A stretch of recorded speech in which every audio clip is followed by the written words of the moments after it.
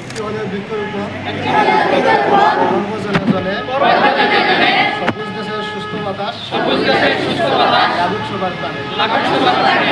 আমাদের জামাত ইসলামী গোয়েনঘাট উপজেলা শাখার সম্মানিত আমির জনাব মাস্টার আবুল হোসেন স্যারকে আপনাদের সামনে গুরুত্বপূর্ণ কথা বলার জন্য স্যারকে অনুরোধ করছি।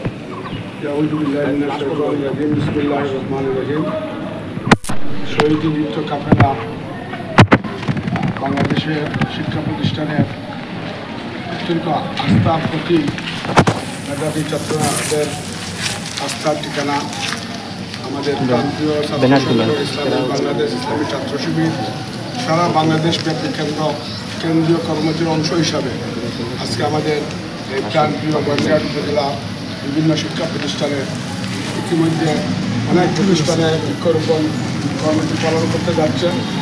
ইসলামী ছাত্র শিবির লেখাপড়ার পাশাপাশি সামাজিক কাজেও অনেক গুরুত্বপূর্ণ অবদান রাখছে। প্রিয় গোয়েনঘাটবাসী, এই যে গাছ বৃক্ষরোপণ এটা হচ্ছে একটা অক্সিজেন।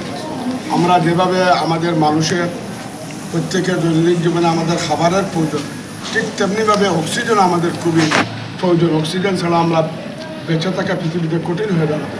সেই হিসাবে ইসলামী ছাত্র শিবির একটি মেধাবী ছাত্রদের আস্থার ঠিকানা। সামাজিক কাজেও তারা সর্বদা জড়িত রয়েছে।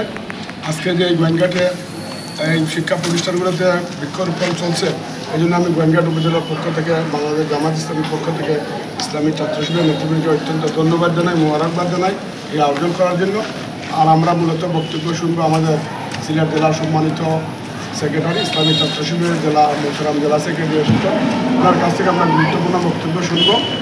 আর আমার এই বক্তব্য আপনারা গাছগুলা ভালোভাবে যত্ন নেবেন, বড় করবেন, আস্তে আস্তে তাকে যৌবন থেকে কৈশোর থেকে যৌবনে নিয়ে যাবেন।